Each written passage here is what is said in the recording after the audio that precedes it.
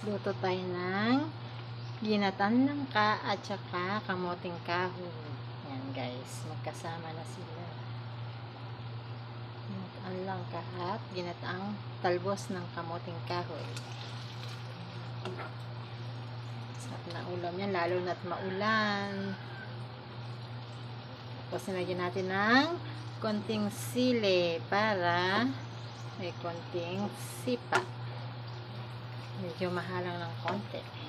Tapos igahin lang po natin guys ng konti. Tapos pwede na siyang kainin. Yan guys. Sarap ng ulam. Gulay po tayo ngayon.